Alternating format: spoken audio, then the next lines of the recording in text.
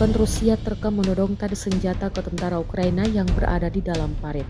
Ketiga tentara Ukraina langsung keluar parit dan angkat tangan menyerah.